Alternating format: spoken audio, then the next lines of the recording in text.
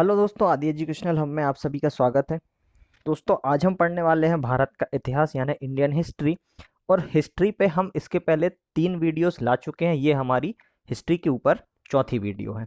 तो अगर हम बात करें हमारी तीसरी वीडियो की, तो तीसरे वीडियो में हम भारत में इस्लाम की एंट्री करा चुके थे। हमने देखा था कि 711 में अरब से सिंध लोग आते हैं। मंसूर हल्लाज उनको भेजता है, किस किस को, अब्दुल्ला और बुंदेला, 2 भाई रहते हैं, उनको भारत भेजता है, लेकिन वो कुछ खास यहाँ पे नहीं कर पाते हैं। फिर उनके बाद 712 में मोहम्मद बिन कासिम आते हैं जो सिंध को जीत लेते हैं। उसके बाद तुर्की आते हैं 1024 में। मोहम्मद गजनी आते हैं जो सोमनाथ मंदिर में लगभग 17 बार हमला करते हैं, बहुत मारकाट मचाते हैं और यहाँ से बहुत लूट करके वो ले जाते हैं। फिर आते हैं 1191 में मोहम्मद गौरी, और इनका पृथ्वीराज चौहान के साथ युद्ध होता है जिसमें ये हार जाते हैं। और हार के गम में इतने डूब जाते हैं कि ये बस सोचते रहते हैं कि मैं दोबारा कैसे उसको जीतने की कोशिश करूं।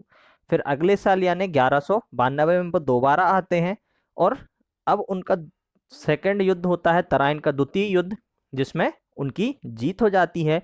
और उनकी जीत के साथ वो यहाँ पे क्या करते हैं, गुलाम रूल की स्थापना करते हैं। वो क्या करते हैं, मोहम्मद गौरी अपना एक गवर्नर अपॉइंट करके जाते हैं, किसको, कुतुबुद्दीन ऐबक को, जो उनका गुलाम होता है। और कुतुबुद्दीन ऐबक के साथ गुलाम रूल की शुरुआत हो जाती है। फिर हमने देखा था कुतुबुद्दीन ऐबक के बाद उनके और भी शासक आते हैं। गयासुद्दीन बलवान आते हैं लास्ट में, 1287 ईस्वी तक वो शासन करते हैं। उसके बाद एक दो और राजा आते हैं, और उनके बाद गुलाम रूल 1290 में समाप्त हो जाता है। अब गुलाम रूल के अंत के साथ फिर हमने देखा था कि 1290 में खिलजी वंश की शुरुआत होती है, जो 1290 से 1320 तक चलता है, जिसमें पहले आते हैं जलालुद्दीन खिलजी जो 1290 से 1296 तक शासन करते हैं। और फिर आते हैं अलाउद्दीन खिलजी जो 1296 से 1320 तक शासन करते हैं। इसी बीच वो राजपूत से रानी पद्मावती के लिए युद्ध करते हैं, लेकिन वो हार जाते हैं। युद्ध तो वो जीत जाते हैं, लेकिन उनको रानी पद्मावती हासिल नहीं होती है। तो युद्ध जीतने के बाद भी उन्हें कुछ खास उससे नहीं मिल पाता है, क्योंकि वो युद्ध ही रानी पद्मावती के लिए करते हैं और वही उन्हें नहीं मिलती। तो युद्ध जीतने का कोई खास उनको फायदा नहीं होता है। और रानी पद्मावती को हार जाने के गम में वो इतना दुखी हो जाते हैं कि वो ऑलमोस्ट पागल ही हो जाते हैं। ठीक है। और यही कारण रहता है कि अलाउद्दीन खिलजी के साथ ही खिलजी वंश समाप्त हो जाता है। अलाउद्दीन खिलजी अपने शासनकाल में एक सिस्टम चलाते थे जिसको बोला जाता है दाग एंड चेरा रूल, जिसमें दाग का मतलब होता है घोड़ों की रैंकिंग करना और चेरा का मतलब होता है सिपाहियों की डिटेल रखना। तो यहाँ तक हम पढ़ चुके थे। अब आज की वीडियो में हम इसके आगे के बारे में डिस्कस करने वाले हैं कि खिलजी वंश के बाद कौन कौन से वंश आए, उनके कौन कौन से राजा आए और उन्होंने क्या किया।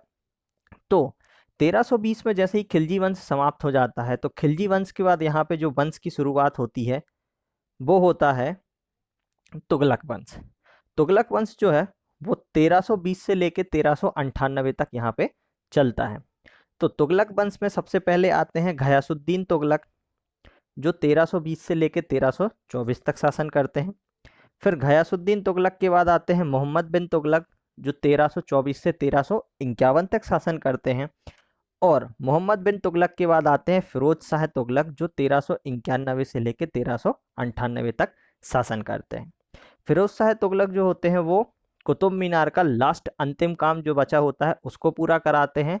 और इन्हीं के शासनकाल में कुतुब मीनार जो है वो पूरे तरीके से बन के तैयार होती है। तो हम पहले पढ़ चुके हैं कि कौन कौन से शासक ने कुतुब मीनार को बनाया था। ठीक है ना। तो हमने पढ़ा था सबसे पहले शुरुआत कौन करता है, कुतुबुद्दीन ऐबक।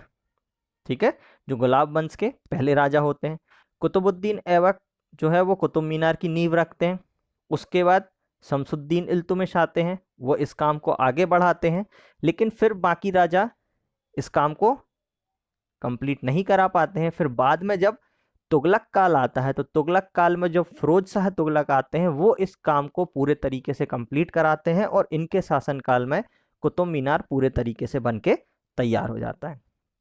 अब 1398 में फिरोज शाह तुगलक के साथ तुगलक वंश समाप्त हो जाता है। तुगलक वंश की समाप्ति के बाद एक मध्य एशियाई आक्रमणकारी भारत आते हैं जिनका नाम था तैमूर। तो तैमूर भारत आते हैं 1398 में। और यहाँ पे अपना एक गवर्नर अपॉइंट करके चले जाते हैं। तो तैमूर जो है वो 1414 में केजर खां को अपना यहाँ पे गवर्नर अपॉइंट करके चले जाते हैं और इसी के साथ यहाँ पे सैयद वंश की शुरुआत होती है। लेकिन सैयद वंश जो है वो आगे शासन नहीं कर पाता है।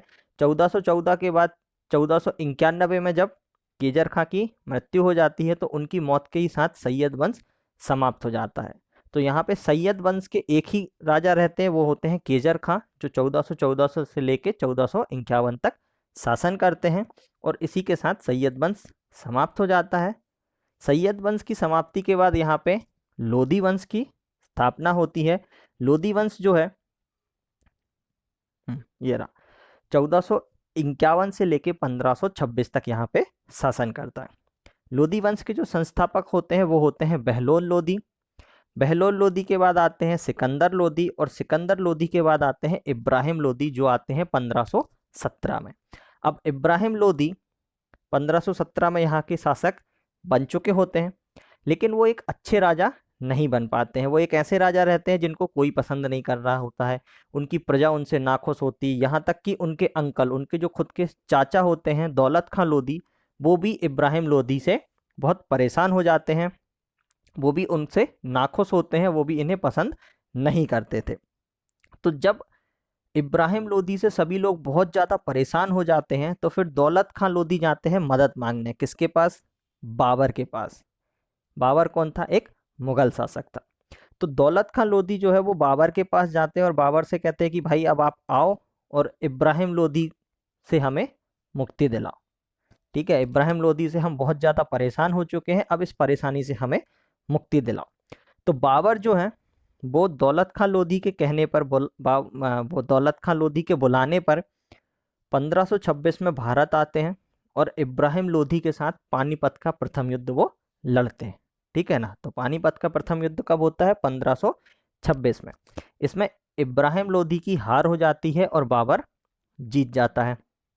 अब जैसे ही बाबर इस युद्ध को जीत लेता है तो बाबर का जो मनोबल था, जो कॉन्फिडेंस था, वो बहुत ज़्यादा बढ़ जाता है।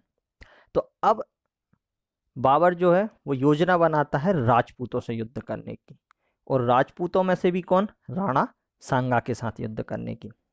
तो जैसे ही ये खबर उसके सैनिकों के पास पहुंचती है कि बाबर अब दूसरा युद्ध लड़ने की तैयारी कर रहा है राजपूतों के साथ, और उसमें भी किसके साथ? राणा सांगा के साथ, तो बाबर के जो सैनिक हैं वो मना कर देते हैं। वो कहते हैं अंकल जी ये क्या कर रहे हैं आप?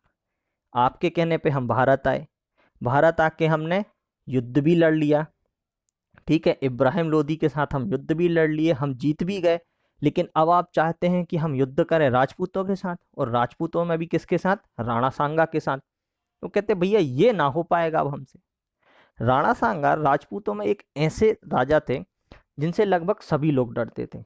राणा सांगा एक बहुत ही फेमस राजा हुआ करते थे उस समय में, उनसे कोई भी युद्ध करना नहीं चाहता था। तो उसी क्रम में बाबर के जो सैनिक है वो भी मना कर देते कि भैया हमसे ना हो पाएगा, हम ये युद्ध ना लड़ पाएंगे। तो जब बाबर को ये दिखता है कि यार मेरे सैनिकों का जो है मनोबल वो गिरता जा रहा है, तो फिर बाबर कुछ सोचता है कि यार मैं ऐसा क्या करूं ताकि इन लोगों का मनोबल जो है वो बढ़ जाए और वो राणा सांगा के साथ युद्ध करने तैयार हो जाए।